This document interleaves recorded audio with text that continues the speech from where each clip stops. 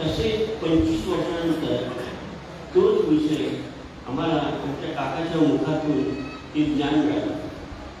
तर पहिले 2 सेमिनार दुसरीकडे, तिसऱ्यापासून ते 8 सेमिनार शिरोडा केला. तर दुसरा सेमिनार हे गोव्यामध्ये बागोडा लक्ष्मीनारायण मंदिरमध्ये झाला. तर त्यावेळेस दादानी जे विषय घेतला तंतोतंत शशीकाकांनी आम्हाला तो विषय समजून सांगत होते.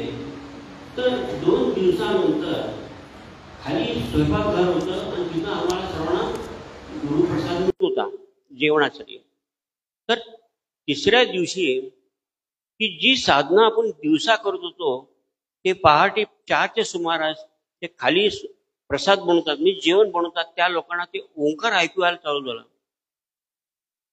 तेव्हा ओंकार जे सकाळी म्हणत होते ते आता कोण म्हणतं म्हणून ते लोक आश्चर्यचकित झाले. आणि तसे येऊन परत काकांना सांगितले की आम्हाला सुद्धा पहाटे ओंकार हे ऐकू येत होतं. म्हणजे दादानी कोणाकोणाची तरतूद केली आहे. इव्हन सगळ्यांसाठी जो स्वयंपाक बनवतो किंवा आपल्याला जे प्रसाद मिळतं त्यातून सुद्धा आपल्याला ओंकार शक्ती प्राप्त होते. म्हणून मी काकांना सहज आत्ता ते विषय समजल्यावर मी आठवून काका म्हणजे तूच सांग.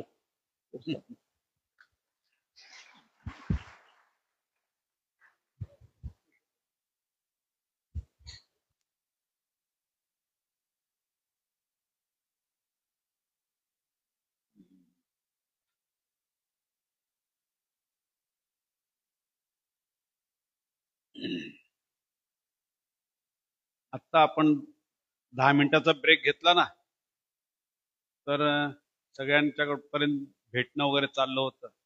तर एका गुरुभगिनीने मला विचारलं की 10 मिनिटाचा तुम्ही ब्रेक देता किंवा नंतर दुपारची सुट्टी असते, तर त्यावेळेला आम्हाला असं जड का वाटतं.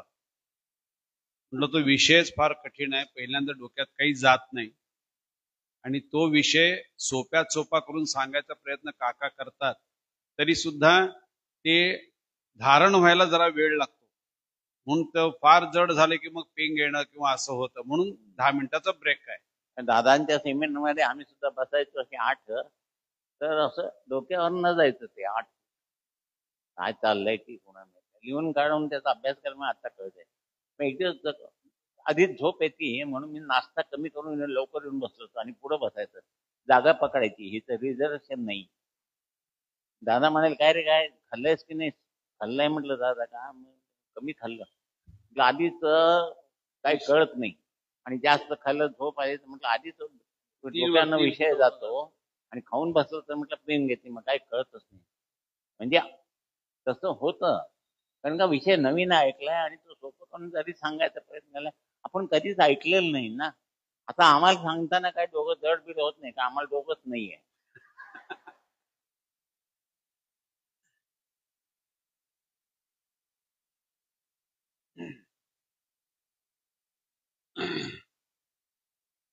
आता सांगितले की पूर्वी कुलकर्णी देशपांडे ही वतने गावाशी. कुलकर्णी देशपांडे, कुलकर्णी देशपांडे कोण कोण आहेत आता असले तरी हात उचलणार नाही. काय सांगतील काय माहिती. चांगलं सांगितलं लगेच आमच्या हात. आता सांगितले की पूर्वी कुलकर्णी देशपांडे ही वतने गावाशी संबंधित होती. आता गाव सोडून शहरात आल्यावर त्यांना विचारले की तुमची ग्रामदेवता कुठली, तर सांगतात की आम्हाला माहित नाही. तर या गोष्टींचा देवाशी संबंध आहे, तसाच त्यांच्या सुखाशी संबंध आहे. ते सुख प्राप्त होण्यासाठी तो मागचा ऋणानुबंध आहे तो पूर्ण करावा लागतो. त्यावेळी ग्रामदेवतेचे उद्दिष्ट त्या गावाचे रक्षण करणे होते. त्याचप्रमाणे गावी जी जबाबदारी होती, कारभार चालवायचा होता, ते काम कुलकर्णी देशपांडे यांच्याकडे होते. जरी ती वतने गेली तरी देवाचा संबंध त्या गावामुळे होता आणि तो तसाच राहिला. ती सोडवणूक करून घ्यावी लागते. आज आपण गाव सोडून बाहेर गेलो. पूर्वी त्या गावात असताना देवतांची सेवा करण्याची परंपरा होती. दरवर्षी जत्रा असते व त्या जणांचा मान असतो. उदाहरणार्थ, देशपांडे यांच्या घरची पहिली पूजा व ओटी आल्याशिवाय जर पालखी उचलायला गेलात तर ती जड व्हायची. अशा अनेक गोष्टी आहेत. अशाच एकाचा पालखी पुढे मशाल धरण्याचा मान होता. कामकाजाला आला तेव्हा दादाने विचारले की किती दिवसात तू गावाला गेला नाहीस. तो म्हणाला की हल्ली दरवर्षी जत्रेला जाणे होत नाही व शिवाय मशाल धरायची म्हणजे सगळे कपडे खराब होतात. त्यावेळी दादानी जे सांगितले ते आजही लक्षात आहे. दादा म्हणाले की सगळे जरी बदलले तरी मशाली ऐवजी देवीच्या पालखी पुढे टॉर्च धरून चालणार नाही. तो कुलधर्म होऊ शकत नाही, कारण मशाल म्हणजे मशालच. याची सोडवणूक गुरुकृपेने होऊ शकेल. अशा तऱ्हेने सोडवणूक करून घेतल्यावर त्या गावातल्या देवापाशी तशाच प्रकारचा संबंध राहत नाही. तुम्ही त्याबाबत करू नये असे नाही, पण ती सोडवणूक करून घेण्याकरिता आपल्याकडे प्रसाद देतात. पूर्वीच फार पूर्वीच, आता काही नाही. आता फक्त प्रतिमा घेतल्या झालं. म्हणजे सिद्धता कशी केली हे माहिती व्हावं म्हणून सांगितलं. या सर्व प्रसादांचे विश्लेषण अशा प्रकारे आहे. घराण्यातल्या कुलदेवतेचा पहिला प्रसाद आहे. पहिल्यांदा ते कुटुंब, नंतर तो राहतो ती वास्तू, नंतर गाव, असे ते संबंध आहेत. ग्रामदेवतेच्या ऋणानुबंधातून सोडवणूक करून घेण्यासाठी दुसरा प्रसाद आहे. कुलधर्म, कुलदेवता उपासना जोडून देण्यासाठी पहिला प्रसाद व ग्रामदेवता उपासना याची सांगता करण्यासाठी दुसरा प्रसाद आहे. आपल्या कुलदेवता आहेत हे आपण धरून चाललेलो आहोत, पण त्यांचा कुलधर्म कुलाचार काय आहे हे माहीत नाही. रूढी परंपरेप्रमाणे करायला वेळ नाही, पैसा नाही, सोय नाही. गुरु हे मध्यस्थ असल्यामुळे सोप्या पद्धतीने देवदेवतांचा आशीर्वाद पहिल्या प्रसादातून भक्तांच्या जीवनात जोडून दिला जातो. दुसरा प्रसाद ग्रामदेवतेचा. आता पूर्वापार जीवन पद्धती बदलली आहे, पण हा प्रसाद घेण्यामुळे त्यावेळच्या ग्रामदेवता व त्यांच्या भक्तांच्या जीवनाशी जोडलेला संबंध याची संभावना होऊन त्यातून सोडवणूक होते. हा एक लाभ झाला. याशिवाय दुसरा लाभ काय झाला तर आजपर्यंत सकाळी वेळेवर आंघोळ करण्याची सवय नसेल तर प्रातःकाळी स्नान करण्याचा काय आनंद आहे हे अनुभवाला येईल. आतापर्यंत कधी पूजन केले नसेल तर आता पूजा तुम्हाला करायची म्हणजे लवकर उठण्याची सवय लावून घ्यावी लागेल. लवकर उठणे हा एक भाग झाला, पण नम्रता हा गुण जीवनात आला नसेल. कारण मी इतका शिकलो, एवढा पगार आहे, यामुळे आपली कॉलर आपण अकारण ताठ ठेवत आलो. पण आता अडचण आली तर पूजन करून कोणापुढे नाक घासावे लागते व हा प्रसाद आपल्यापेक्षा श्रेष्ठ आहे व तो आपले दुःख निवारण करील, ही नम्रतेची भावना निर्माण करावी लागते. म्हणजे गुरु श्रेष्ठ आहेत. तुम्ही बघा, पंचांग किंवा पत्रिका कोणाला तर दाखवलं असेल त्यावेळी ते काय सांगतात, यंदा गुरुबळ कमी आहे. म्हणजे तिचं पण गुरु आहेतच,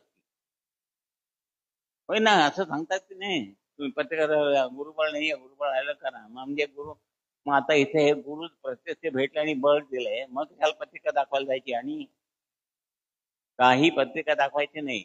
आणि आता लग्न चांगल्या मुलाला मुलगी, मुलीला मुलगा पसंत असा पुढे जावा असं सांगितलेलं लग्न झाली ती व्यवस्थित आहेत. आणि ज्यांचे 36 गुण जमलेत ना ते भांडतात, कारण का 3 तोंड इकडं आणि 6चं तोंड इकडं. म्हणून सांगितलंय, मुलाला मुलगी आणि मुलीला मुलगा पसंत असल्यावर दोघांनी वेडा नाळ सुपारी केंद्रावर ठेवायचं आणि लग्न करायचं. त्यांचे संसार सुखाचे झाले. तरी पण काही लोक जरा त्याला मूळ नक्षत्र आहे का, नाहीतर काय आणखी मंगळ आहे. काय? मंगळ आहे. तो मंगळ गुरूंच्या अंडर आहे.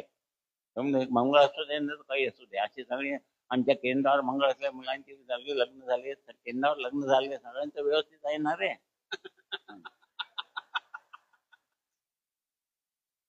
म्हणजे गुरूंच्यावर किती विश्वास ठेवायला पाहिजे. काल सांगितलं 113% ठेवायला पाहिजे, हेच एक नाही.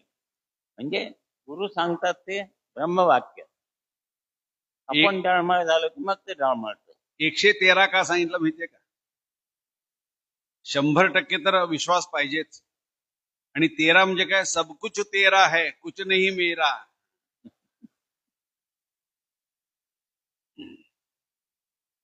आपले एक गुरुबंधू आहेत, त्यांचा धाकटा मुलगा ट्रकचे काम करतो. हम्म.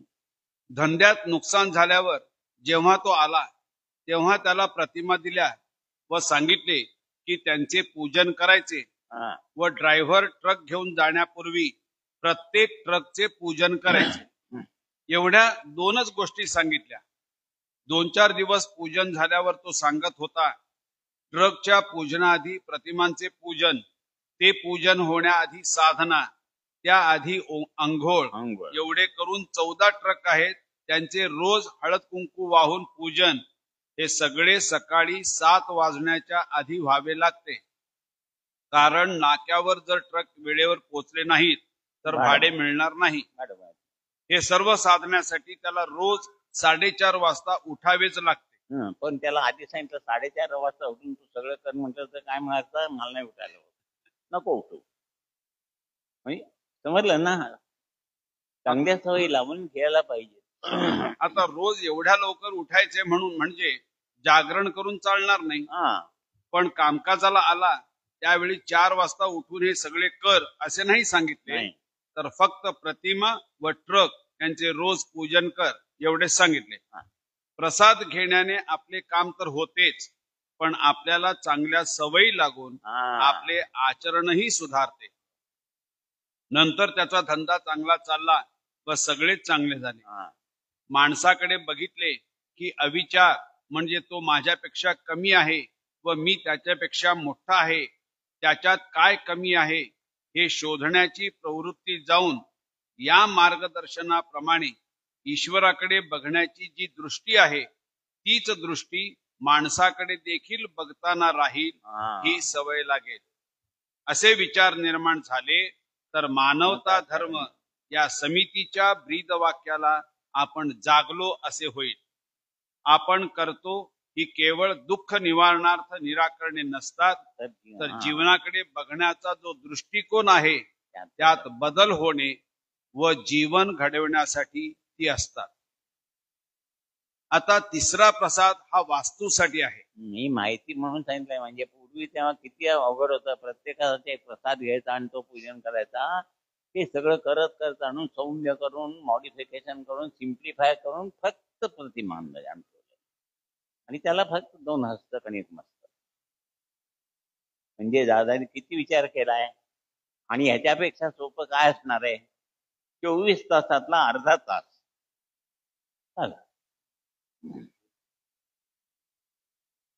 हा, तेच 21 प्रसादचे प्रसाद होते. आहे पुढे त्याचे 21 प्रकारचे प्रसाद घ्यावे लागत होते, तेव्हा सिद्धता व्हायची. आता फक्त प्रतिमा घेऊन साधना केली की ते सगळं आलं तुमच्या. आता 3रा प्रसाद हा वास्तूसाठी. आणि साहेब पूर्वीची एक गोष्ट होती, एक आंधळी बाई होती आणि राजा म्हणाला वर माग. तर तिने काय वर मागितला, माझा नातू राज्यावर बसलेला दिसू दे. वाक्य साधारण आहे, पण काय काय अंतर्भूत झालं, तिला मुलगा झाला पाहिजे, त्या मुलाला नातू व्हायला पाहिजे आणि तो राज्यावर बसला पाहिजे आणि तो मी बघितलं पाहिजे, म्हणजे डोळे पण आले. तसं दादानी केलंय की एका झटक्यामध्ये सगळं. ती बाई किती हुशार असेल. आता 3रा प्रसाद हा वास्तूसाठी आहे. सगळ्या बाबतीत अनुकूलता असून अगदी देवदेवता देखील प्रसन्न असल्या तरी वास्तू दूषित असेल तर घरात दुःख, अशांतता असते. मग ती शुद्ध करण्यासाठी शास्त्रार्थाप्रमाणे विधी करून सुद्धा वास्तू शुद्ध होतेच असे नाही, हे आपण कामकाजाच्या वेळी बघतो. वास्तू शांत केली तरी विधीतून घरात शांतता येत नाही. आपले शरीर पंचमहाभूत तत्वांनी युक्त आहे. त्यात एखाद्या तत्वाची कमतरता झाली की शारीरिक व्याधी होते. तर हा पंचमहाभूतांनी युक्त असा जो देह आहे त्याला सुख शांती मिळवण्यासाठी जेथे आपण राहतो त्या वास्तूतही पंचमहाभूत तत्वे समप्रमाणात पाहिजेत. आता एक घर असेल तर हे बरोबर आहे, ब्लॉक सिस्टीम असेल तर काय वास्तू किती झाली? तर असा प्रश्न आला बाबांच्या पुढे, म्हणजे त्याला पण निराकरण नाही. आता वास्तू प्रतिमा देतात किंवा समजा एखादा बरेच भक्त आले म्हणाले आम्ही ब्लॉक मध्ये इन्व्हेस्टमेंट केली पण आमचं कामच होत नाहीये, तर त्या समजा ब्लॉक सिस्टीम मध्ये 20 ब्लॉक असतील आणि त्यात 20 नावं असतील, तर एखाद्याच्या नशिबात वास्तू नसेल, एखाद्या नशिबात वास्तूचा लाभ नसेल तर बाकीच्या 19 बी काम होत नाही. हे जेव्हा बाबांनी लक्षात आलं तेव्हा सांगितलं की ती वास्तूची प्रतिमा सिद्ध करा, आहे अशी चौकोनी, माहिती असेल तुम्हाला. ती प्रतिमा दिल्याबरोबर ते सर्वांचं काम व्हायला लागलं. म्हणजे त्यांच्याकडे केवढं सामर्थ्य आहे बघा. आमच्याकडे ब्लॉक मध्ये राहताना सुद्धा मी आता वास्तू तेव्हा ठेवली आहे, म्हटलं कोणाचं काय असेल तर, पण सगळं व्यवस्थित आहे आता आणि सगळे म्हणून तिथं ओंकार साधना करतात, त्यामुळे सर्वांचं सगळं व्यवस्थित चाललंय. हेच पाहिजे. कारण का एकच प्लॉट पण त्याच्यावर 10 घरं ना, म्हणजे किती विचार करून दादाने सगळं तिथं करून दिलंय. फक्त आपण त्याला समजून घेऊन ते आचरणात आणायचंय एवढं. जेथे आपण राहतो त्या वास्तूतही पंचमहाभूत तत्वे समप्रमाणात पाहिजेत. वास्तू बांधताना तेथे विटा, सिमेंट आणि पाणी म्हणजे पृथ्वी व आप ही तत्वे असतात. आता त्या ठिकाणी वायू, आकाश आणि तेज तत्वाची धारणा होणे आवश्यक असते. तेथे वायू आहे पण तो दूषित आहे, म्हणजे वास्तू बांधताना काही घटना घडतात. उदाहरणार्थ किड्यांची, कीटकांची हत्या होते, कोणाचा मृत्यू होतो, तेव्हा याकरिता प्रथम प्रायश्चित्त हवन विधी आहे. त्यामुळे वायू तत्व शुद्ध होते. आता तेज व आकाश तत्व तेथे धारण करणे याचा अर्थ वास्तू शांत. त्या विटा सिमेंटच्या सांगाड्यात कुटुंबाला पोषक अशी वायू तत्वाची धारणा करून देणे व हवन विधीमुळे म्हणजे अग्नीमुळे तेज तत्व धारण होते व ते झाल्यावर आकाश तत्व बोलावले जाते. तेज आणि आकाश तत्व एकमेकाला अगदी जोडून असते. पृथ्वीवर दिवसा तेज तत्व व रात्री आकाश तत्वाचा भार असतो. त्यामुळे सूर्यास्ताच्या वेळी ते तेज तत्व कमी होऊन आकाश तत्व खाली येऊ लागले की त्या भाराने झाडाची पाने खाली लवतात व सूर्योदय झाला की पुन्हा टवटवीत होतात. म्हणून मी सांगितलं होतं काल ब्रह्म मुहूर्त, त्यावेळेला हे आकाश तत्व खाली येणार म्हणजे तेज तत्व वर जाण्याचा आणि आकाश तत्व खाली येण्याची जो एक काळ, संध्याकाळ म्हणजे रात्र होणे आणि दिवस एंड, तसा तो ब्रह्ममुहूर्तावर. म्हणून 8च्या साधना करायची आहे शक्यतो. आता सांगितलं मग 8 वाजून गेले आज चला नको करायला, असं नाही. तो काय 100% लाभ होणार असेल तर 12 वाजता केल्यावरती 50% तरी होईल की, निदान 10% तरी होईल की. म्हणून जेव्हा वेळ मिळेल तेव्हा करायचं. सबब सांगितलं की लगेच त्याचा ऍडव्हान्टेज घ्यायचा नाही.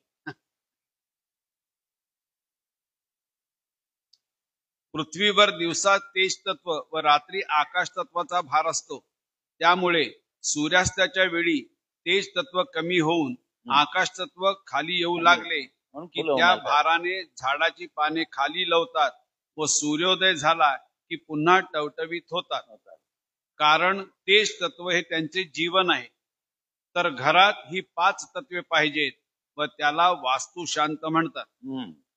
शास्त्रविधीप्रमाणे जरी हवन केले तरी जे उपाध्ये हा विधी करण्यासाठी येतात त्यांची धारण, कार्यक्षमता, अधिकार किंवा दैहिक विकास हा इतका पाहिजे की त्यांनी विधी केल्यानंतर ती धारणा होऊ शकेल. पण त्यांचे लक्ष मिळणाऱ्या दक्षिणेकडे व खारीक बदाम या साहित्याकडे असते. सर्वसाधारणपणे हे साहित्य भटजींना द्यायचे म्हणून फार लहान आणतात.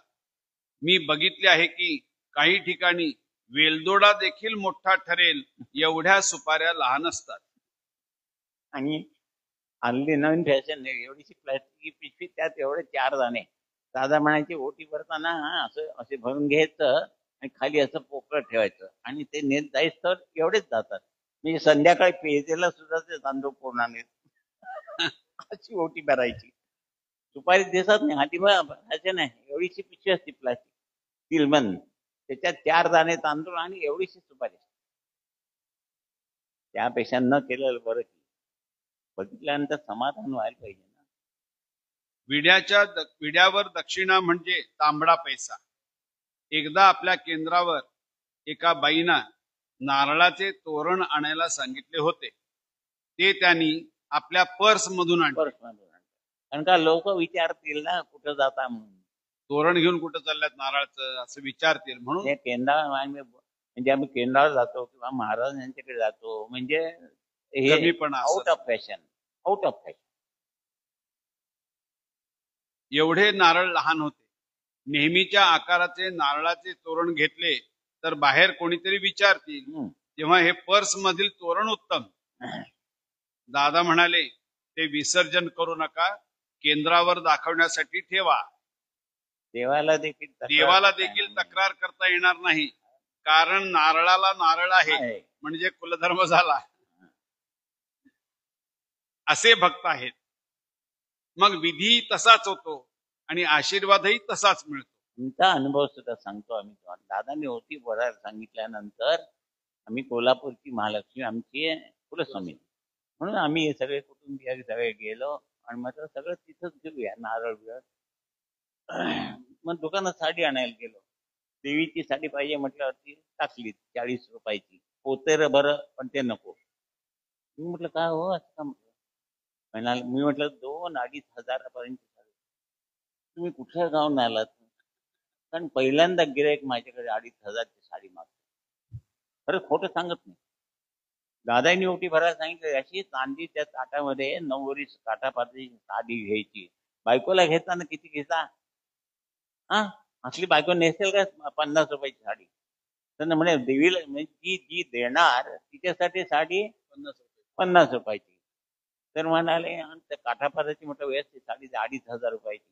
नंतर एक चांगला नारळ घेतला मोठा, एक फळ चांगलं घेतलं, फुलाची वेणी घेतली, एवढे तांदूळ भरलेले, एवढी साखर, हळदी कुंकवाच्या फोड्या, ते चांदी ताटात ठेवला. ते भटजी पण बघत राहिले. म्हणाले पहिल्यांदा बघतोय म्हणाले आम्ही. आणि ती साडी दिवसभर घालून ठेवली होती. म्हणजे दादांनी काय शिकवलं आपल्याला. नाही तर ओटी भरले ते एवढेच तांदूळ व्यवस्थित म्हणजे काय आहे. आपण तसंच घेतो का बसल्यावर. हे शिकलो आम्ही दादांच्याकडनं. ते सगळं बघत राहिले आणि काठापत्री साडीवर घातलेली संध्याकाळपर्यंत तीच होती. आणि त्यांना आश्चर्य वाटतं. 40 वर्षात ते पहिलं गिरायक म्हणाले देवीला 2.5 हजाराची साडी घेणार. आता नरसोबाच्या वाडीला हवनासाठी जे साहित्य खारीक, बदाम, सुपाऱ्या, इंधन, रानशेणी नेले ते पुण्याहून नेले होते. ते सगळे साहित्य बघून गुरुजी म्हणाले की हे साहित्य बघून विधी करायला किती स्फुरण येते. नाहीतर इतर मंडळी कसले साहित्य आणतात व यजमानांची पण तशीच इच्छा असल्यानंतर आम्हालाही म्हणजे गुरुजींना तशाच पद्धतीने नाईलाजाने विधी करावा लागतो. आता नाईलाजाने विधी करायला आशीर्वाद मिळेल का. नाही मिळणार. हे इतके उत्तम साहित्य बघितल्यावर आम्हालाही वाटते की विधी चांगल्या प्रकारे झाला पाहिजे, पण हे एकमेकांवर अवलंबून आहे. मग अशा प्रकारचा वास्तुशांत विधी म्हणजे काय. खरे म्हणजे या विधीतून काय धारण करायचे आहे हे यजमानांना देखील माहीत नसते. वास्तुशांतीच्या वेळी खड्डा केला जातो व त्यात वास्तूची प्रतिमा ठेवायची असते. पण सर्व विधी होत असताना यजमानाचे सारे लक्ष ऑफिस मधला बॉसला चहा मिळाला का नाही इकडे असते. म्हणून घरातल्यांना हातवारे करून सूचना दिल्या जातात. म्हणून आपल्या निराकरणाप्रमाणे त्या दिवशी फक्त कुटुंबीय, इतर कोणालाही बोलवायचे नाही. असं आहे. आणि पहिल्यांदा बोलताना सुद्धा आपण वास्तू शांत नाही, वास्तू स्थापना आहे आधी. वास्तू स्थापना झाल्याशिवाय ती अशांत कशी होईल? आणि 12 वर्षांनी तुमचे आचार विचारांनी त्याच्यामध्ये अशुद्धता निर्माण झाल्यावर 12 वर्षांनी वास्तू शांत करायची आहे. आपल्याला ऑफिसमध्ये त्रास नको म्हणून इकडे हळद कुंकू वाहत असताना घरातील मंडळींना सूचना चालू असतात. त्यामुळे वास्तू देवतेच्या ऐवजी वास्तू पुरुष म्हणून बॉस धारण झाला. मग तो ऑफिसमध्ये आपल्या डोक्यावर जशा मिऱ्या वाटतो तसेच घरी होते. मुले ऐकत नाहीत व ऑफिस सारखीच घरी परिस्थिती निर्माण होते. सर्वप्रथम दादा एका भक्ताच्या घरी आले. त्यावेळी म्हणाले की या घराला वास्तू नाही. त्यावर ते म्हणाले असे नाही, कारण तो विधी आम्ही केलेला आहे. दादा म्हणाले हा विधी झाल्यावर गुरुजींनी तुम्हाला काय दिले? त्यावर भक्त म्हणाला की एक पुडी दिली आहे व ती उघडू नका असे सांगितले. तेव्हा दादा म्हणाले की ती आत्ता ती पुडी उघडा, काही झाले तर त्याला मी जबाबदार आहे. पुडी उघडून बघितले तर त्यात कोळसे होते. सोन्याची प्रतिमा घरी गेली, कोळसे त्यात घालून उघडू नका, म्हणजे उघडलं तर कळेल ना. आता वास्तू म्हणून जर कोळसे चालायला लागले तर घरात धूरच की. सगळे वातावरण धुरकट असणार, शुद्ध असणार नाही. आपल्याला काही माहिती नाही त्याचा गैरफायदा घेतात. ती जी सोन्याची वास्तू प्रतिमा ती गुरुजी घरी घेऊन जाणारच, कारण सूर्य प्रतिमा म्हणून एक सोन्याची काडी असते, ती तो घरी घेऊन जाणार व अशा रीतीने 500 रुपयापर्यंत प्राप्ती करून घेणार. असा गुरुजी विचार करणार. हे ओघाने आलेच. हे एवढे विधी व हे सर्व करण्यापेक्षा गुरुकृपेने सोप्या पद्धतीने मंत्राक्षता घरात टाकणे व वास्तुप्रसाद बांधणे. आता वास्तुप्रसाद म्हणजे नारळातील खोबरे हे पृथ्वी तत्व, त्यातील पाणी हे आप तत्व, घरातील मोकळी जागा हे वायू तत्व व प्रसाद अभिमंत्रित केला म्हणजे त्यात तेज व आकाश तत्व धारण झाले. अशा तऱ्हेने अभिमंत्रित प्रसाद हा 5ही तत्वांनी युक्त होतो.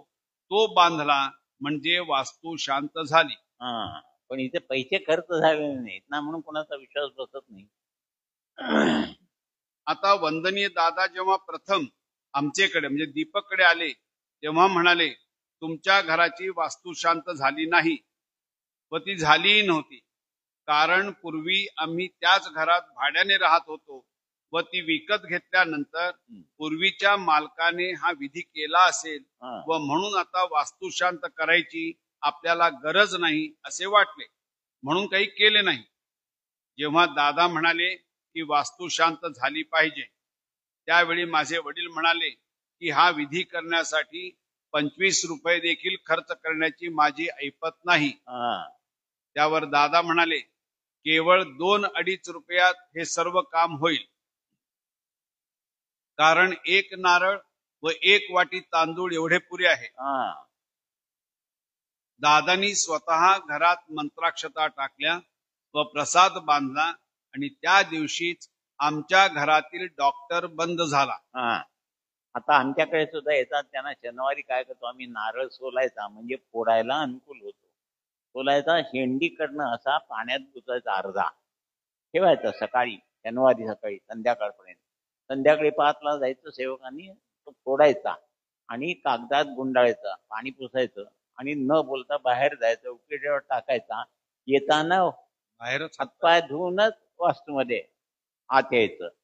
आणि मग दुसऱ्या दिवशी रविवारी अँटी क्लॉकवाईज अक्षता टाकून घ्यायच्या. आणि अशांची लोकांची सगळी कामं झालेली आहेत.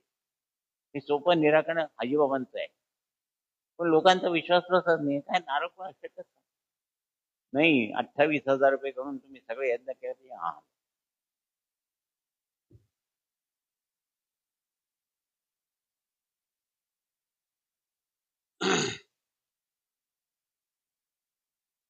केवळ 2.5 रुपयात.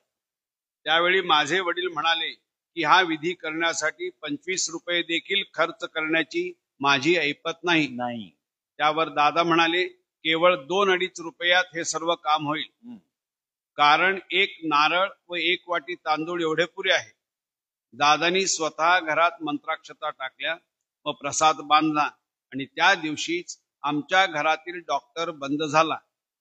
तत्पूर्वी आमच्या घरात एक जण नेहमी बिछाण्यावर हा असायचा.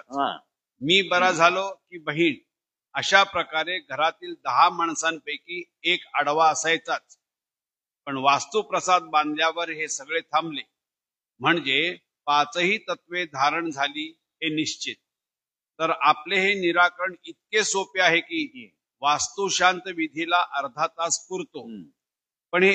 पण हे कसे होईल हा विचार इतर मंडळींच्या मनात येणे स्वाभाविक आहे.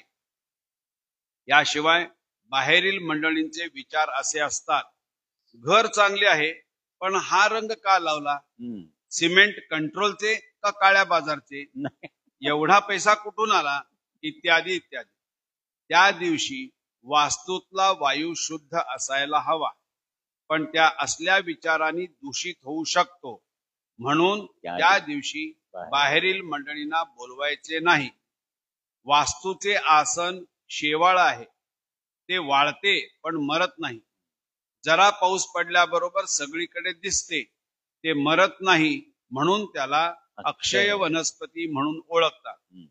म्हणून वास्तूमध्ये सुख शांती समाधान कायम नांदावे म्हणून शेवाळे आणून त्यावर वास्तू प्रतिमा ठेवायची असते. आता जर वास्तू प्रतिमा गुरुजींच्या घरी जात असेल तर शेवाळ्यावरून घसरायला होणारच व तिथे राहणारे घसरतातच. तर काल लीला त्यांनी सांगितले की प्रथम ज्यावेळी संवेदना देण्यासाठी पंचमहाभूत तत्वातून शक्तीला आवाहन केले, त्यावेळी ती शक्ती एवढ्या प्रखरतेने आली व लीलाताईंच्यात धारण झाली की रात्रभर त्या नुसत्या उडत होत्या. कारण त्यावेळी धारणा होत होती. त्याची प्रखरता हळूहळू सौम्य करीत आणल्यावर आता आपण सेवक त्या संवेदना देतो व घेणारा घेतो. पण कोणाला काहीही कळत नाही इतके ते सोप्या व सहज पद्धतीने स्टेप डाऊन करीत आणलेले आहे. संवेदनामध्ये किती पॉवर आहे सांगू तुम्हाला. दादानी गोष्ट सांगितलेली. घाणेकर म्हणून मुंबईचे भक्त होते, ते वारले ते आता. बहुतेक इथे कोणी बसले मुंबईच्या लोकांना माहित असतील तर माहित नाही मला. त्यांची बायको म्हणजे दवाखान्यात ऍडमिट केली, बाळंतीण व्हायची होती आणि मुलाचं डोकं वरती होतं. त्यांच्या म्हणजे बाळपणाच्या शास्त्राप्रमाणे मुलाचं डोकं खाली असायला पाहिजे. तर ती बायको म्हणाली, डॉक्टर आले, एक्सरे काढला आणि म्हणाले मूल ते खालती आल्याशिवाय म्हणजे हे होणार नाही, तर ऑपरेशन करायला लागेल. तर तो नवरा काय आधी म्हणजे विश्वास ठेवत नव्हता. ते म्हणाले दादा मुंबईमध्ये आहे तर तुम्ही त्यांना फोन करा. मग हिने फोन केला तर दादा आले आणि म्हणाले काय झालं, असं झालंय, ठीक आहे म्हणाले.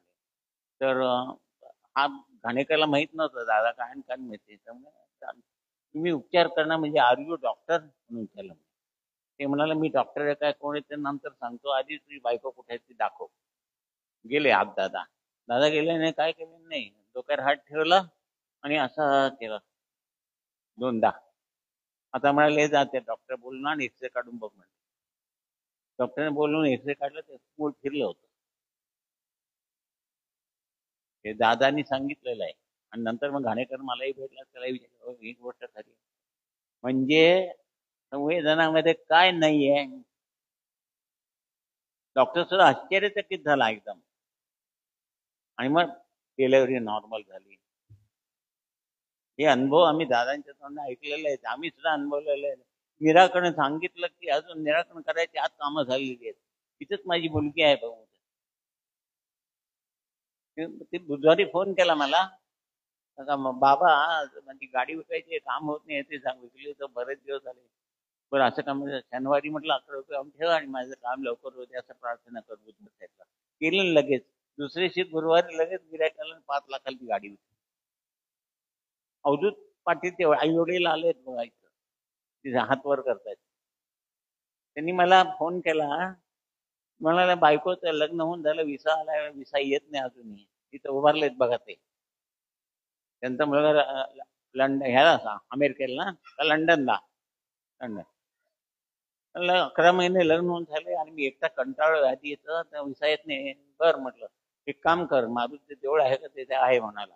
बुधवारच होता त्या दिवशी. बुधवार म्हटलं 11 रुपये काढ, मारुती म्हणजे देवळाचे 11 रुपये नाही, त्यांचं काय ते आहे युरोन फिरो काय काढ आणि प्रार्थना करून ठेव आणि संध्याकाळी म्हटलं मारुती जाऊन ठेवून ये. गुरुवारी दुसऱ्या दिवशी फोन आला मला, बघा विसा आला म्हणून. त्यांना विचारा. आणि काय द्यावं दादानी दिलंय, पण ती जाणीव ठेवून आधी आपण दुसऱ्यांचा विचार करायला शिकलं पाहिजे. माझं झालं असं म्हणून सांगतो. दुपारी झोपलं तरी माझ्या बाजूला फोन ठेवून झोपतो मी. मोठेपणा सांगत नाहीये, अनुभव सांगतोय. आणि असं तुम्ही तुमचं जीवन इतरांसाठी वापरल्यास सगळं सुख शांती समजत तुम्हाला नको म्हणेल एवढे. म्हणून त्यांनी मला काल त्यांच्या आई वडिलांना फोन करून मला बायकोला साडी आणि मला हे पण पाठवलं. म्हटलं हे कशाला पाठवलं, आमचं काम आहे. हे असे अनुभव घेतोय आम्ही, तुम्ही पण घ्या.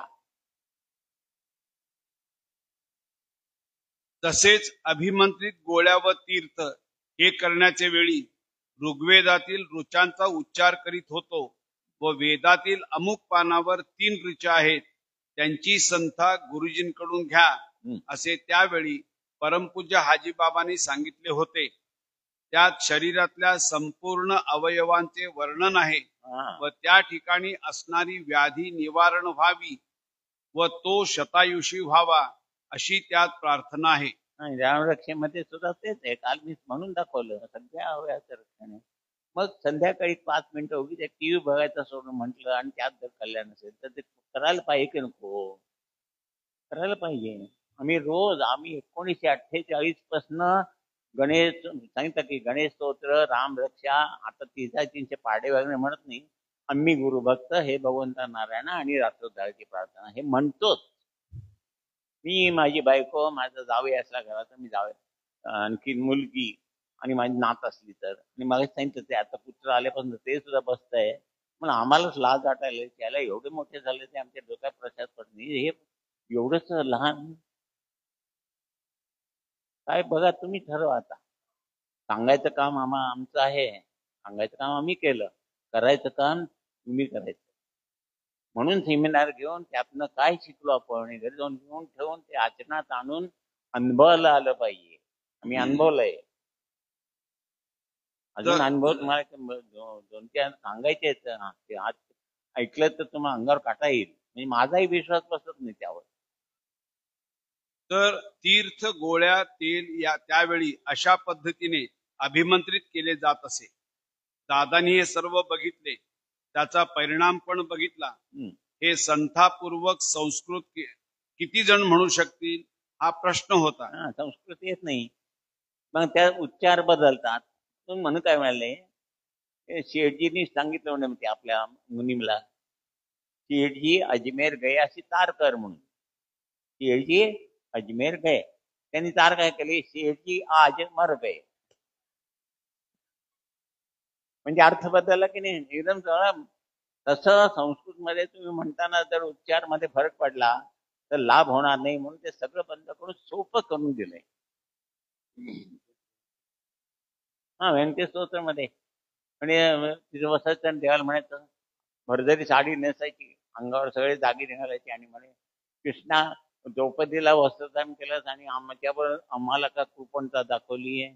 अंगावर साडी 800 रुपयाची आहे. मग देव म्हणाला तुला आशीर्वाद तसाच तू म्हणू का नको म्हणू, तसाच तू म्हटलं तर अंगावरची साडी निघून जाईल.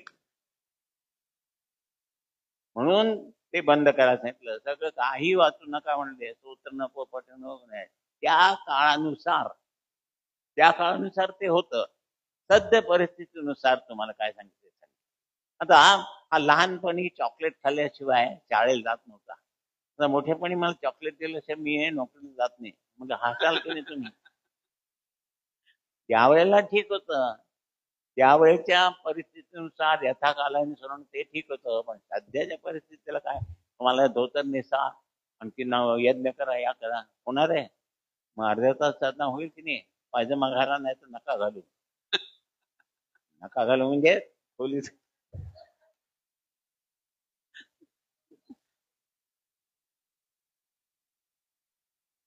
तर मध्ये मध्ये हसलं म्हणजे बरं असतं, नाही तर काय होतं, पिंग गेलं. हा, हे संथापूर्वक संस्कृत किती जण म्हणू शकतील हा प्रश्न होता.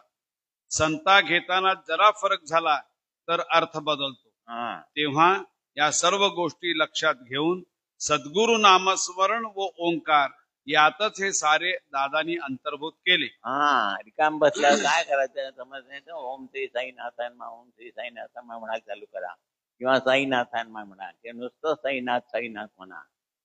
आणि ह्याच्यापेक्षा सोपं काय, ओंकार साधना आणि नामस्मरण. उगीच काहीतरी विचार कर बसायचा.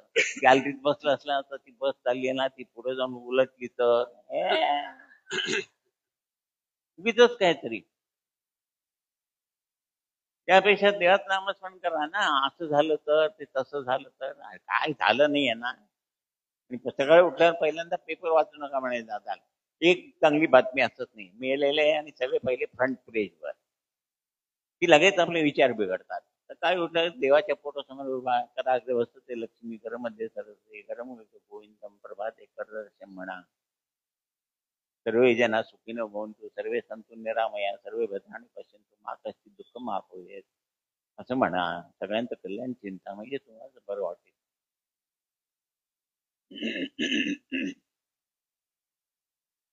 तसेच शास्त्राप्रमाणे जो वास्तुविधी होतो तोच लाभ मंत्राक्षता टाकून होतो की नाही हेही हे बघितलं.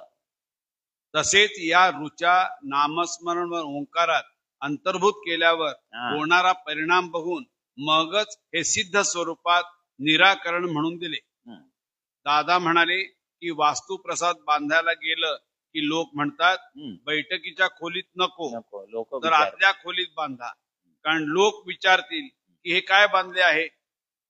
आता मुंबईला आतली खोली म्हणजे स्वयंपाकघर व संडास, मग तो प्रसाद या दोहोंच्या मध्ये बांधायचा का?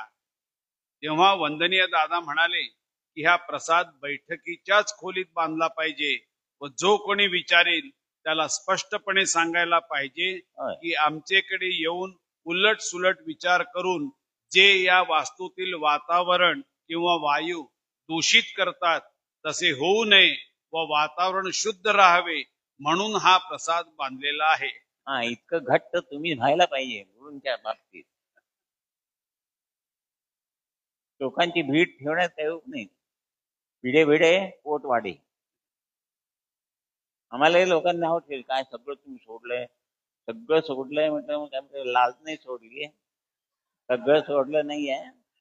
सगळं सोडायला सांगितलं सोडलंय, पण एक करायला सांगितलं ते आम्ही धड करतोय. आणि जे लोक असे आम्ही म्हणाले होते, तुम्हाला सांगायची आश्चर्य म्हणजे, तर नंतर कामकाजाला घेऊन गेले. म्हटलं आता हे सगळे अनुभव घेतलेत, सगळ्याला तोंड द्यावंच लागते.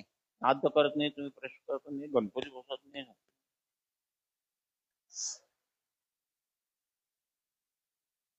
सगळं धरलेल्यांना इथं सगळं सोडलेल्यांकडे यावं लागलं.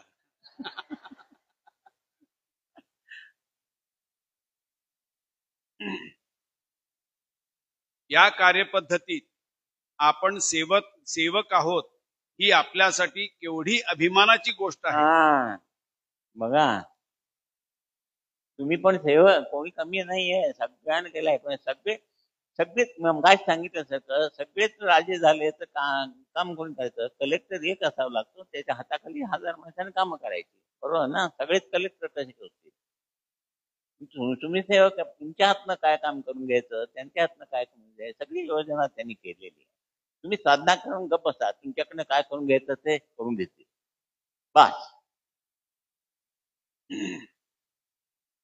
या कार्यपद्धतीत आपण सेवक आहोत ही आपल्यासाठी केवढी अभिमानाची गोष्ट आहे. कारण ज्या स्थानी दादा बसत असत त्याच स्थानावर बसून सेवक कामकाज करणार आहेत. जरी सेवकाची पात्रता नसली तरी हं. त्यांना बसवून त्यांच्याकडून हे कार्य होणार आहे. नसली तरी म्हणजे काय नाहीच आहे. आम्ही आपले उड्या मारतोय त्यांच्या जीवावर, की माझं पण ना, मी सुद्धा पात्र नाही. एक वेळेस सांगितलं काम होतंय म्हणजे आश्चर्य वाटतं. दुसऱ्यांदा नंतर त्या अवधूतने फोन केला, माझी नोकरी गेली आहे काका, मला नवीन नोकरी मिळायला पाहिजे. त्यावेळेला असंच झालं की बुधवारचं निराकरण सांगितलं आणि तेव्हा नोकरीचं काम झालं. मग बायकोला ऍडमिट केली होती आणि त्याचं म्हणाले काहीतरी असं काहीतरी हे आहे घोटाळा, तर तुम्हाला मी फोन करू का? म्हणजे काही करू नकोस, आता रात्र आहे ना, उद्या सगळे बघूया. तेवढ्यात रात्री बांधून झाली. सांगतो ते बरोबर ना? ते बघा हातवर करतात. मी काय केलं होतं, म्हणजे तुमच्या वाणीमध्ये शब्द ब्रह्म दिलंय ना, ते लोकांसाठी वापरायचंय. मला लॉटरीचं तिकीट लागू दे, लागणार नाही. ह्याला लॉटरीचं तिकीट लागू दे, चांगलं होईल, लागेल. हे लक्षात ठेवा. आणि काय द्यावं देवानी, कोण देतं असं? असे गुरु भेटलेत, किती काका अनुभव घेतलेत. इथं कामकाजाला बसलो होतो आणि काला कुठलं तरी मुसलमानाचा होता फॉरेन मधला, मी असं दात खाऊन अशी फरशी खरवडायला लागला. म्हणजे कामकाजाला बसलेले मागचे लोक हळू उठून सगळे गेले घाबरून. मी आणि तो आणि सगळं बाबा, माझी पण फाटलीच, मग काय करणार? बाबांना म्हटलं हे सगळं करायला तुम्ही सांगितलं आणि म्हटलं हे काय, हे उदी घेतले आणि त्या कपाळाला म्हटलं गप्प बस. बसले. खरं अनुभव असं सगळे उठून गेले, म्हणजे मेला मारा तुम्ही. असले डेंजरस सेवक सगळे हे.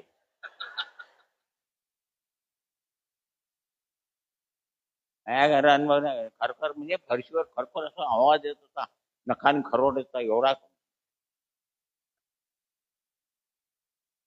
सगळे अनुभव घेतले. एक दिवस आप्पी आहे का रे, त्याला बोलो. त्यांच्या घरात म्हणे गाभण मेंढी आणायची, लक्ष्मी आहे ती, गाभण मेंढी आणायची, ती कापायची आणि त्याच्या पिल्लाचं भाजी करून त्याला नैवेद्य दाखवायचं.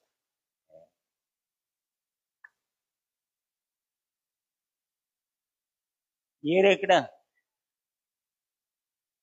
हा पहिला अनुभव आहे.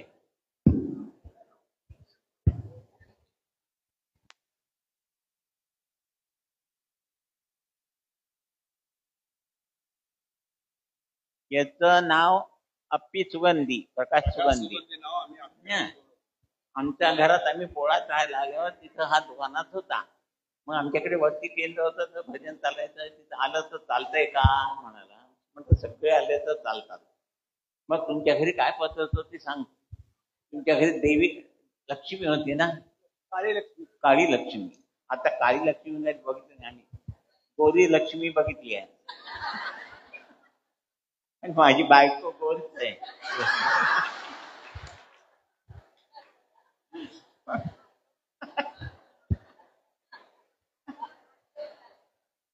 ही बघा तिथे बसली चष्मा घालून. तर मग हा आला, यायला लागला. आलो चालतंय काय यायला, आमच्याकडे काळी लक्ष्मी आहे काका, आणि ते मेंढीचं आणून ते मेंढीचं हे करून घालतो. अरे काय भयानक, कुठं काय झालं तू सांग. तर ह्याला निराकरण सांगितल्यानंतर रात्री पलंग घालायला लागला. तेव्हा भिडे म्हणजे काय त्याला, तेव्हा बाबांची प्रार्थना केली, म्हटलं बाबा तुम्ही सांगितलं म्हणून हे केलं म्हणून. मग हे सगळे तेव्हा काढून ठेवले होते. त्याच्यामध्ये ह्याला स्वप्न पडलं कोणीतरी एक बाई उडी मारून त्यात बसली आहे म्हणा, आणि ती गेली. आणि तेव्हापासून नंतर ह्याची काय परिस्थिती आहे आता सांगते. देव काढले काका येऊन, आणि पहाटे त्यांना पण त्रास झाला. मला पण स्वप्नात एक अशी बाई येऊन त्या बुट्टीत बसल्यासारखं झालं. बाई उडी मारली काळी लक्ष्मी. आमच्या दुकानात एक काका होता, त्याला म्हटले ते सगळे पाठवून दे, कोलारला नदी आहे तिथं तर पाठव आणि दुसरीकडे कुठे तर पाठव म्हटले.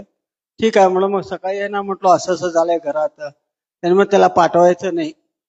आपण जायचं म्हटले. मग त्याला कॅन्सल केलं. ह्यांच्या ते टॉकीज असल्यामुळे केबी वाले ओळखीचे होते.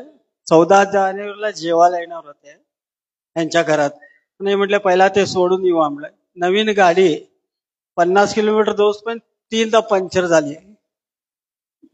बघ म्हणून त्याला नको आपण जायचं म्हणून सांगितलं याने.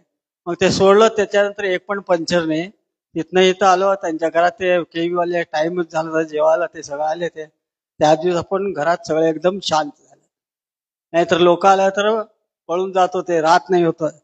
सगळे जात होते. नंतर जेव्हा प्रतिमा ह्यांनी स्वतः येऊन ठेवले तेव्हा लोक राहायला लागले. एक दिवस राहतो मग जातो असं. आणि तेव्हा एक मजली घर होतं, आता 3 मजली घर झाले आणि गाडीतून फिरतो पण मला बोलवत नाही.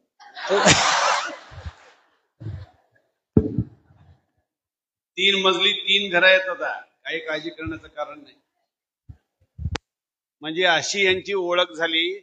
आणि हे म्हणजे अप्पी काका जे आहेत ना, हा शशी काकांनी निर्माण केलेला पहिला सेवक.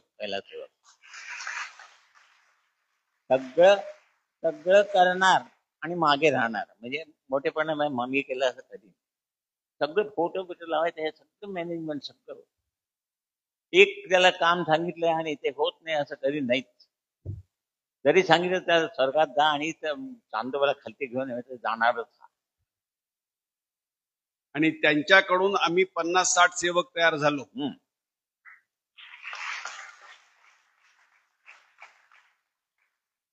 आज हे सगळे फोटो आणणे, पूजा करणे, केंद्राची पूजा करणे, सब करणे, सतरंजा घालणे, सगळं हॉल बुक करणे, आलेल्या लोकांची व्यवस्था करणे, हे सगळं 3 महिने झाले करतात सगळे झाड.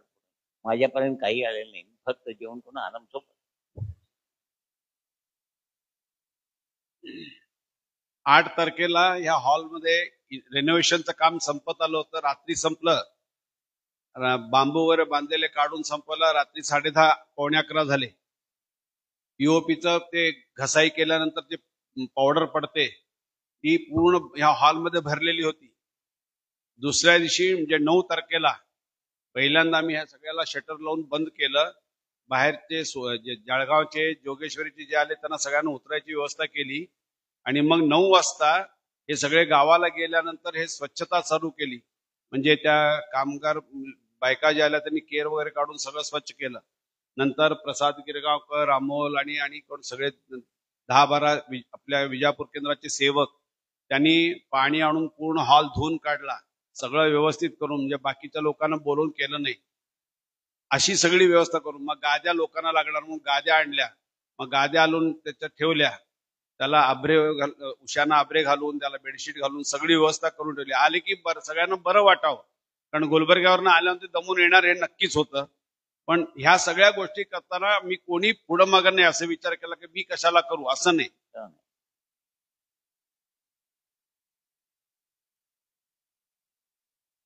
तर या कार्यपद्धतीत आपण सेवक आहोत ही आपल्यासाठी केवढी अभिमानाची गोष्ट आहे. कारण ज्या स्थानी दादा बसत असत त्या स्थानावर बसून सेवक कामकाज करणार आहेत.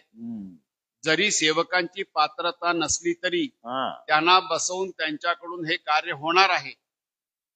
निरंतर स्वरूपात सेवक गुरुस्थानावर बसणार आहेत ही त्यांनीच सिद्ध केलेली अवस्था आहे व त्यांनीच आम्हाला तिथे बसायला सांगितले आहे. म्हणजे आमच्याकडे त्यांची पाहण्याची दृष्टी कशी आहे हे बघा. काय सांगितलं, माझी जागा सोडून लगेच बसायला तर मी तोंड वाकडं करतो लगेच. तसं नाही. दादा म्हणायचं एकदा निराकरण असं काहीतरी आलं होतं म्हणून दादांना फोन केला. त्यामुळे तू काय सांगशील ते सांग, मी बघून घेईन. म्हणजे आम्हालाच लाज वाटली. कोण काम होतात अशी विचित्र आहे. बरं, सेवकांच्याकडनं सुरू होतात नाही बघा. एक बाई आठली होती, तो संजय कुठे येतो,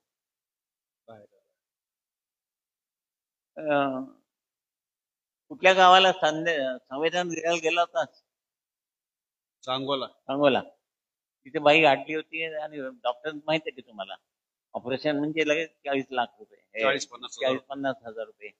त्यामुळे काय ते करा काका म्हणजे संजय तुझा संवेदना दे. जाऊन संवेदना रात्री पैसे वाचले. म्हणजे तो त्यांनी काय विचारलं मला, मी दिलं तर होईल काय. म्हटलं तू दिलं तर होईल, जा. म्हणजे सगळ्यांना दिलेलं आहे, पण आपल्यालाच खात्री नाहीये. हे अनुभव प्रत्येक गोष्टीत अनुभव घेतलेत. पण ही दृष्टी सेवकांकडे नाही. जे सेवक आहेत त्यांच्या चुका अगर कमतरता हा मी दाखवीन व दाखवणारच, पण तिराहित माणसाने त्यांच्यातील कमतरता दाखवता कामा नये.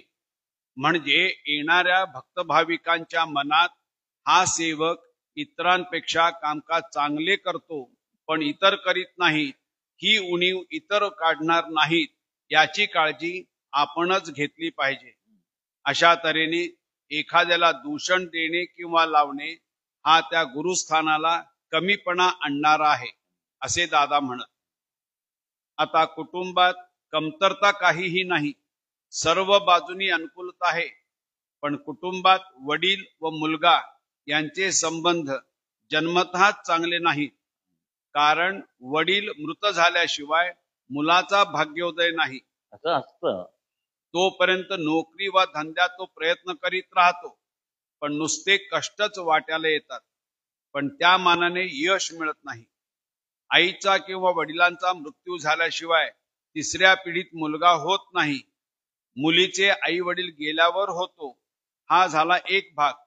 दुसरा भाग असा की मुलगी जन्माला आल्यानंतर घराण्याला ऊर्जितावस्था येते. व लग्न झाले की समृद्धी घेऊन ती सासरी जाते व माहेरी उतरती कळा लागते. याच्या विरुद्धही पण असू शकतं. काही वेळा मुलगी जन्माला आली की घर बसते व लग्न झाले की माहेरी ऊर्जितावस्था व सासरी उतरती कळा लागते. असे हे सर्व दोष आहेत.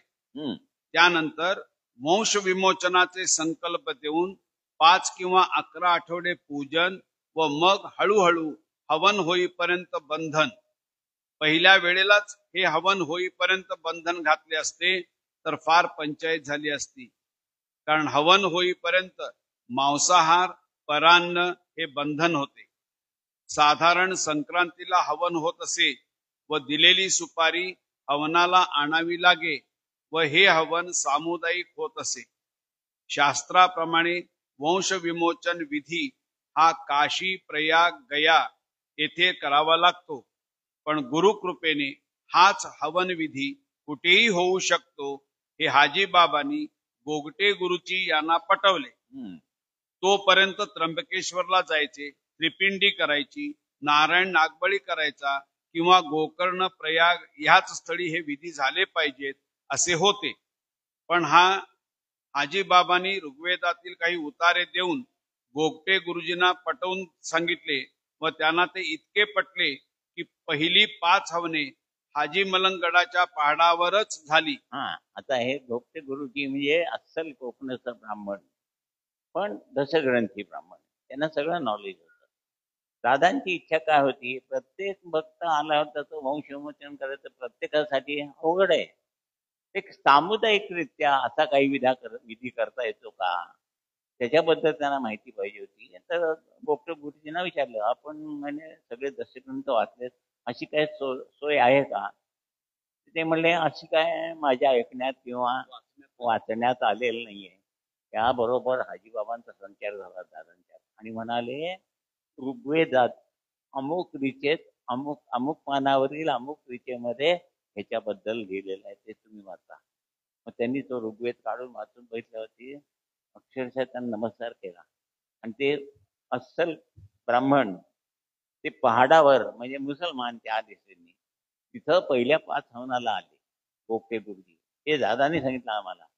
म्हणजे त्याच्यात काहीतरी अर्थ आहे. आणि त्यांना ते मुसलमान तयार असून त्यांना आमच्या ऋग्वेदातली कितव्या पानावरची कितवी ऋचा ऋग्वेदामध्ये हे आहे हे कसं कळलं? म्हणजे त्यांचं ज्ञान किती, समजलं की नाही? म्हणून ते वंशविमोचन केलंय. म्हणजे आपल्या 7 पिढीतले लोक आहेत ते सगळे मुक्त झाले, म्हणून गणपती बसू नका असं दादांनी सांगितलंय. हे विधी तेथे का केले तर सद्गतीला जाण्याची जी वरची गर्दी आहे ती पहिल्या 2-3 लोकात असते व त्या उंचीपर्यंत हे सर्व लोक असतात व त्यांना वर पाठवायला सोपे जावे म्हणून हवने गडावर केली. त्यानंतर 21 वर्षे हा विधी सामुदायिकपणे होत असे हा व मानशी खर्च फक्त 11 रुपये यायचा. गया चहा त्या 11 रुपये चहा येत नाही. 7 पिढीतले लोक मुक्त करायचे. म्हणजे बघा, पहिल्यांदा कामकाजात 1.25 रुपये असायचा. काय ते 1.25 रुपयामध्ये?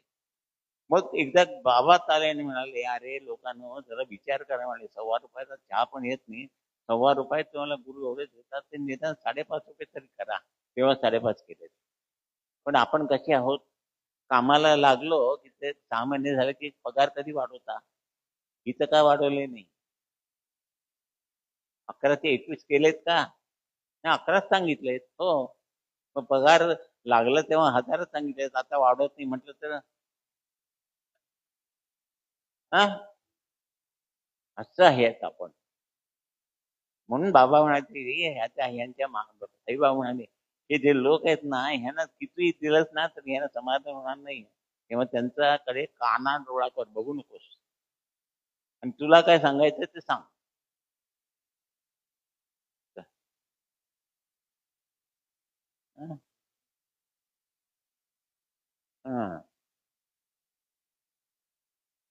कुलधर्म कुलाच्या राज्य सुद्धा दादाने त्यावेळेला 11 रुपये 21 रुपये असं सांगितलं. पण आता सगळं वाढलं की नाही? 21 रुपये अजून ठेवतो, 21च दादानी ठेवतात. सांगितले. आणि 6 रुपये 6.5 रुपये ठेवले. अरे त्या आमच्याकडे आम्ही 11 रुपये तर ठेवतोच, आणि वार्षिक ह्याच्या 500 रुपये ठेवतो. सर्वांना समजून सांगितलं मी, तुम्ही जशी पगार वाढ वाढता तसं चांगलं काम आहे ते. 11 ते 21 करा की. आता बरेच दिवस झाले 11 रुपये. सवाष्ण ब्राह्मणासाठी 21 रुपये सांगितलेत ना, तेव्हा होते. आता सवाष्ण त्यावेळेला सांगितलं तेव्हा 4 नारळ होता, पण आता नारळ कितीला आहे? मग ते नाही समजत. सोयीस्कर असेल तर नाही समजत. आणि आपलं पगार वाढीचं म्हटलं समजतो का? किती दिवस काम केलं आम्ही, सिनियर, आम्हाला खावं.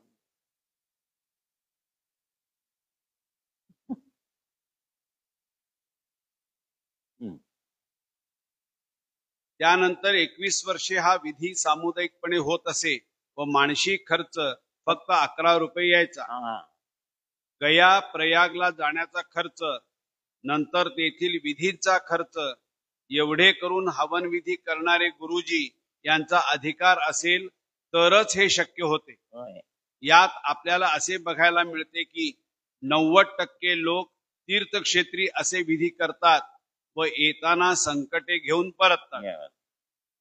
कारण विधी करणाऱ्यांचा तेवढा अधिकार नाही. आपले वाडीला हवन झाले तर तेथील एक गुरुजी श्री अवधूत शास्त्री बोरगावकर हे फक्त सकाळी 3:30 उठून पवमान सूक्त म्हणायचे. आता हे अवधूत शास्त्री बोरगावकर म्हणजे काय तर, नरसोबाच्या वाडीला जेव्हा स्वामी आले त्यावेळेला एक कुटुंब होतं, त्यांच्याकडे त्यांनी पूजा सोपवली. आता त्या कुटुंबाचेच वंशज सगळीकडे, लक्षात घ्या मी काय सांगतो, असल्यामुळे काय व्हायचं, कोणीतरी एक मेला की सुतत, मग देवाची पूजा कोणी करायची, कोणी बाणतीन झालं तर सुवेर. म्हणून त्या ठिकाणी हे दुसऱ्या शाखेचे हे अवधूत शास्त्री बोरगावकर म्हणून बोलवले. ते विजापूरला एकदा नरसोबाचं देऊळ आहे, नरसिंह सर, तिथं हवन होतं तेव्हा आले होते. आणि मी त्यांना ओळखत होतो म्हणून त्यांना आमच्या केंद्रावर बोलवलं होतं. आले आणि त्यांनी पवमान म्हटलं, ते रेकॉर्डिंग केलेलं आहे पण त्याचं सापडत नाही. पण इतका स्पष्ट उच्चार, म्हणजे ह्यांना सगळ्यांना सूतक आलेल्या वेळी हे बाहेरच्या शाखेचे ह्यांनी पूजा करायची म्हणून ते आलेले होते, हे सांगायचं. श्री अवधूत शास्त्री बोरगावकर हे फक्त सकाळी 3:30 उठून पवमान सूक्त म्हणायचे. त्याला 1.5-2 तास लागतात. त्यांच्याशिवाय ते कोणाला येत नव्हते. तेव्हा दादानी बाकीच्या गुरुजींना हवन होण्यापूर्वी चांदीच्या वाटीतून मध दिला की जेणेकरून वाणीची शुद्धता व्हावी. महारुद्र करण्यास आधी त्यात गुरुजींचे जे पूजन आहे त्यात त्यांना आसन, दर्भासन, लोकरीचे आसन, धोतर जोडी, उपरणे, तांब्याचे पळी भांडे, चांदीच्या वाटीत मध असे द्यावे लागते.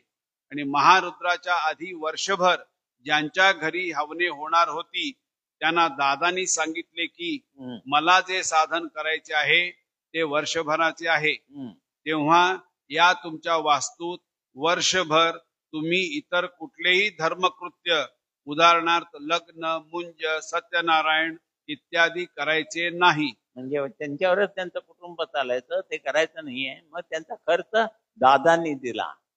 त्यासाठी त्यांच्या प्रपंचाचा मासिक खर्च हा दर महिन्याला दादा देत असत. देत असत.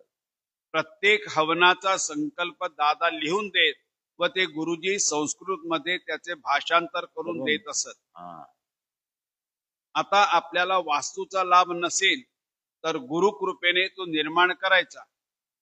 एक भक्त होते, त्यांना सांगितले की 3 महिन्यात मुंबईत ब्लॉक घे. यावर ते म्हणाले की सध्या माझ्याजवळ पैसे नाहीत. यावर वंदनीय दादा म्हणाले की ती सोय होईल, पण आज वास्तू झाली नाही तर जन्मात वास्तू होणार नाही. असे योग असतात. काही जणांकडे पैसा असतो पण वास्तूचा योग नसतो. आपले गुरुबंधू पटेल यांनी आजपर्यंत शेकडो घरे दुसऱ्यांची बांधून दिली, पण स्वतःचे घर नाही, कारण वास्तूचा लाभ नाही. तो गुरुकृपेने निर्माण करायचा. पैसा असून वास्तूचा लाभ नाही व पैसा नाही पण वास्तूचा लाभ आहे, या सर्व गोष्टी बघाव्या लागतात. हल्ली लोन भराभर मिळते म्हणून घर घेतले जाते, पण सुख मिळत नाही. कारण वास्तूकडून सुख समाधान मिळावे असा त्याच्या जीवनात योग नसतो. मग अशा वेळी त्याला वास्तू प्रतिमा द्यावी म्हणजे सुख लाभेल. पण वास्तूचा लाभ ज्याला आहे त्याला 3 प्रतिमा पुऱ्या आहेत. वास्तू प्रतिमा देण्याची जरुरी नाही. असेच मार्गदर्शन करावे असा काही नियम नाही.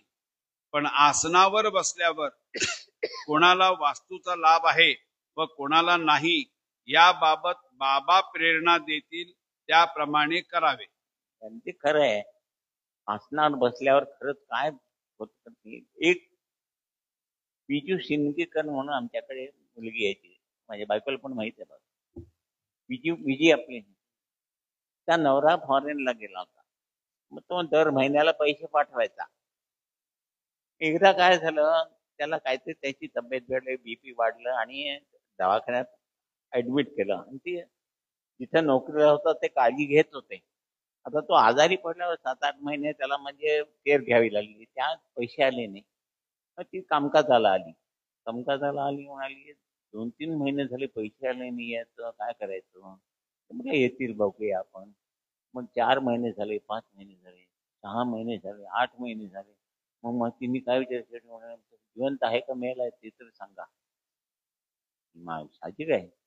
पण आसनावर बसल्यावर असं वाटायचं की तो मेला नाहीये, मग का पैसे येत नाहीत.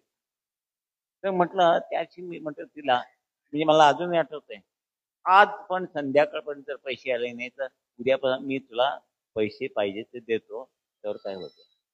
तुम्हाला सांगतो, दुसऱ्या दिवशी त्याची मनी ऑर्डर आली आणि त्यात सगळं लेटर आलं. मी बेशुद्ध होऊन अशा काहीतरी असं अवस्थेत ऍडमिट होतो. मला त्या आपला मी नोकरी जिथं करत होता त्यांनी सगळं हॉस्पिटलमध्ये नीट बघितलं होतं आणि म्हणून मी पैसे पोहोचलो. त्याला काय म्हणतात सांगा. मी ह्याच्यामध्ये लेख दिलाय की आपलं पुस्तक उपकार तव स्मरतामध्ये, त्याच्यात हे लिहिलेलं आहे, वाचा. आणि काय करावं गुरुने असं सारखं की वाचायचं, सारखं म्हणायची गेलाय का, काय करू मी आता, भावाकडे जाऊ का. म्हटलं मला इथं बसायचं, गेलाय असं काय वाटत नाहीये, असं थांबून सांगत होतो. आणि तो होता जिवंत आणि दुसऱ्याचे अनुभव, असे अनुभव आम्ही घेतले. आणि तो मनुष्य अजूनही आहे. त्यांच्या मिसेस गेल्या पण ते अजूनही आहेत, व्यवस्थित आहेत.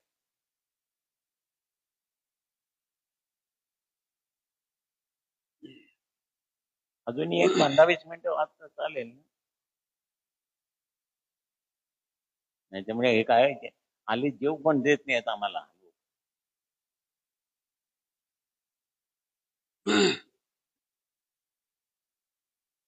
यापूर्वी वंश विमोचन, संकल्प व सेवा हवन होईपर्यंत आणि नंतर कर्म विमोचन यासाठी एकंदर 21 प्रसाद होते. दादानी सर्व अभ्यास केला व सर्व प्रकारची निराकरणे सिद्ध केली. पहिला प्रसाद कुलदेवतेचा, दुसरा प्रसाद ग्रामदेवतेचा, तिसरा प्रसाद हा पूर्वापार चालत आलेला कुलधर्म रूढी परंपरेप्रमाणे न करता कुलधर्म निश्चित करणे. चौथा प्रसाद वास्तुदोष आवश्यक असेल तर. पाचवा प्रसाद वंश विमोचनाचा, सगळ्यांनाच आवश्यक, कारण गेल्या 7 पिढ्यातील राहिलेले असतातच, त्यांच्यामुळे दुःख चालू होते. नंतर कर्म विमोचनाचा प्रसाद, 9 आठवडे सेवा करणे. हा आशीर्वाद फक्त नवनाथांकडेच आहे. आता पोथी पुराणात काय सांगितले जाते की प्रतिकूलता किंवा दुःख आलेले असेल तर त्याच्या जोडीला अधिक पुण्य करायचे. म्हणजे दुष्कर्मामुळे दुःख आहे त्यासाठी सत्कर्म भरपूर करायचे. उदाहरणार्थ तीर्थयात्रेला जाणे, तेथे पारायण करणे इत्यादी, की ज्यामुळे सत्कर्माचे पारडे खाली व दुष्कर्माचे वर गेले पाहिजे. याचा अर्थ असा की जे कर्म प्रतिकूल आहे त्या कर्मात कोणीही हात घालायला तयार नाही. म्हणून दादांनी सांगायचे, देव कर्मात हात घालत नाही, देतो पण वदत नाही. हे सगळं देऊन पाठवलंय आणि तुझं तू करून घे.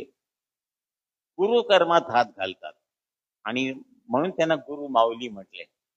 एखादा मूल आहे, बापाच्या मांडीवर मुतलं गेलं की ते कुल्ल्यावर सपाटे म्हणतात, मुतलाच. आई म्हणते माझं पिल्लू माझ्या मांडीवर मुतलं. हा फरक आहे. म्हणून त्यांना गुरु माऊली म्हटले. म्हणजे कर्मात हात कोणी घालत नाही, देव कर्मात हात घालत नाही, म्हणून देव नको, गुरु पाहिजे.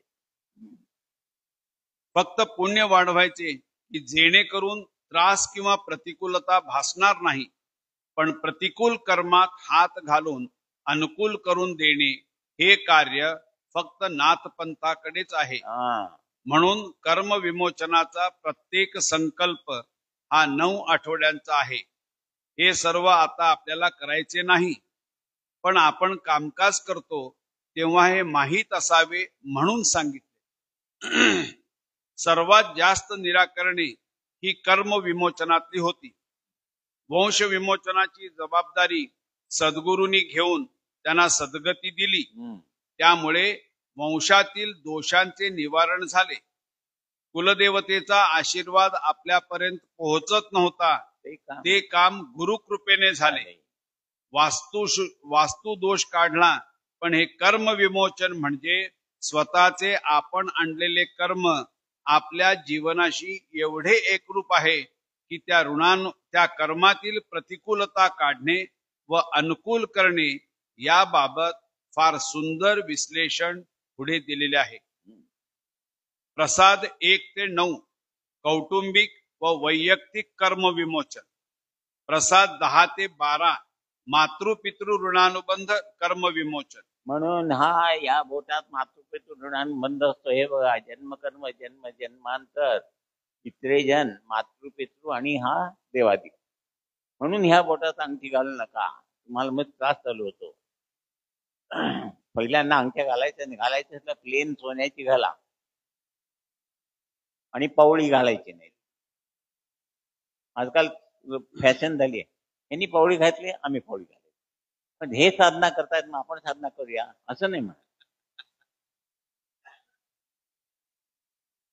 प्रसाद 13 ते 15 जन्म जन्मांतरातील व कुटुंबातील इतरे जनांचा ऋणानुबंध विमोचन.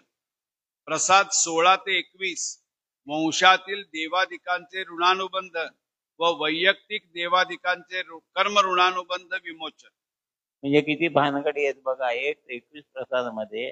आणि आपण आपलं जीवन अगदी ह्याच्यानी जगत असतो, निवांत. आणि काय चाललंय आणि काही कळत नाही. प्रत्येक प्रसाद हा 9 आठवड्यांचा. प्रत्येक प्रार्थना वेगळी. कुटुंब प्रमुखाला एक संकल्प, माझ्या कुटुंबाचे कर्म विमोचन व्हावे यासाठी माझ्या कुटुंबातील सगळी सेवा करतील, हातात पाणी सोडायचे व रोज 1100 वेळा नामस्मरण करायचे. आता कुटुंब प्रमुखासाठी एक प्रार्थना.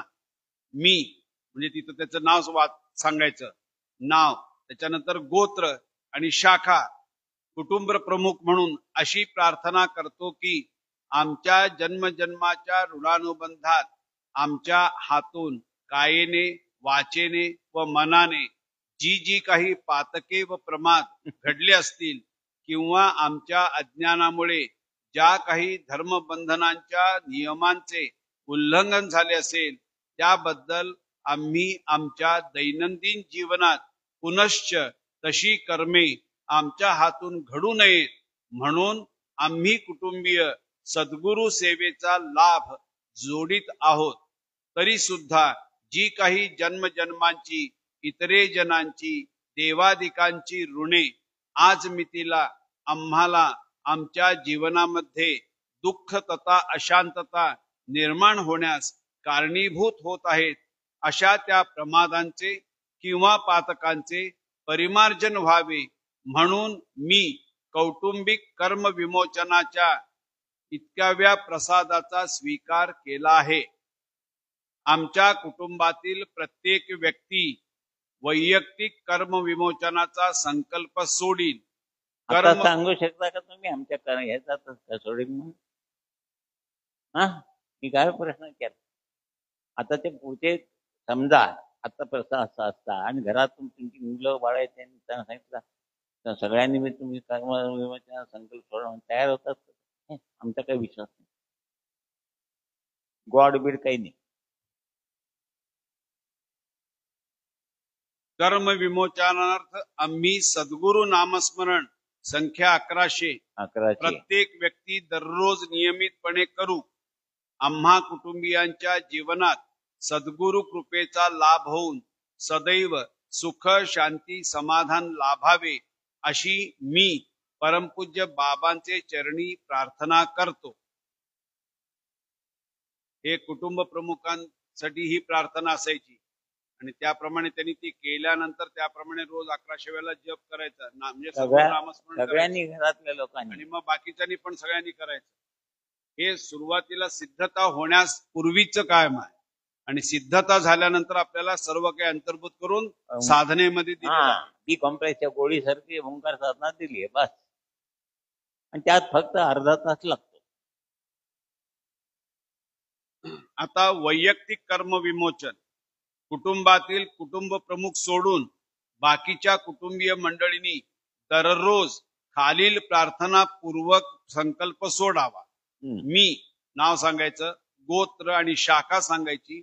अशी प्रार्थना करतो की माझ्या जन्म जन्मांतराच्या ऋणानुबंधात माझ्या हातून कायेने, वाचेने व मनाने जी जी काही पातक व प्रमाद घडले असतील किंवा माझ्या अज्ञानामुळे ज्या काही धर्मबंधनांच्या नियमांचे उल्लंघन झाले असेल त्याबद्दल मी माझ्या जीवनात पुनश्च तशी कर्मे माझ्या हातून घडू नयेत म्हणून मी सद्गुरु सेवेचा लाभ जोडीत आहे. आता सर्वांना आपलं गोत्र माहित आहे का? शाखा माहित आहे का? संदेत त्याचा उच्चार आहे बघा. असे हात करून काश्यप गोत्रोत्पन्नोहम ऋग्वेदांतर्गत आश्वलायन शाकल शाखाध्यायी रोहिदास नाम शर्माहम अभिवादयामी.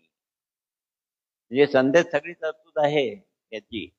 हे मी म्हणत होतो मानवाना दादानी संध्या बंद करून म्हटल्यानंतर मग बंद केली. फक्त साधन म्हणजे शाखा पण आहे. अश्वलायन शाकल शाखा ते काश्यप गोत्रात आम्ही उत्पन्न झालो. अश्वलायन ही शाखा आणि रोहिदास नाम शर्मा म्हणजे आम्ही नमस्कार करतो. आज मितीला मला माझ्या जीवनामध्ये दुःख तथा अशांतता निर्माण करण्यास कारणीभूत होत आहेत अशा त्या प्रमादांचे किंवा पातकांचे परिमार्जन व्हावे म्हणून मी वैयक्तिक कर्म विपाकाच्या इतकाव्या प्रसादाचा संकल्प करीत आहे. कर्म विमोचनार्थ मी रोज नित्य नियमाने सद्गुरु नामस्मरण संख्या 1100 करीन. माझ्या भावी जीवनामध्ये सद्गुरु कृपेचा लाभ होऊन माझ्या कुटुंबात सदैव सुख शांती समाधान लाभावे अशी मी परमपूज्य बाबांचे चरणी प्रार्थना करतो. अशा तऱ्हेने आंघोळ करून धूप घालून ही प्रार्थना व संकल्प व नंतर 1100 वेळा नामस्मरण म्हणावे लागत असे. प्रथम गोत्राचा उच्चार करणे बंद झाला, हा. नंतर शाखा, बंद. नंतर आडनाव, हा. नंतर मधले नाव, नंतर मी याचा उच्चार करणे बंद झाले व आता गुरुबंधू असे झाले. सच्चिदानंद सद्गुरु साईनाथ महाराज की जय. श्री गुरुदेव दत्त सदानंदाचा येळकोट. सच्चिदानंद सद्गुरु श्री पंत महाराज की जय. श्री गुरुदेव दत्त श्री सद्गुरुनाथ दादा महाराज की जय. श्री गुरुदेव दत्त. आता सर्वांनी जेवण करून घ्यावं. जेवणानंतर तिथं बाहेर पुस्तकं ठेवली, त्याच्यातली कोणती पुस्तकं कोणाला पाहिजे ती घ्यावीत आणि थोडी विश्रांती घेऊन पुन्हा 3:30ला पुन्हा भेटूया.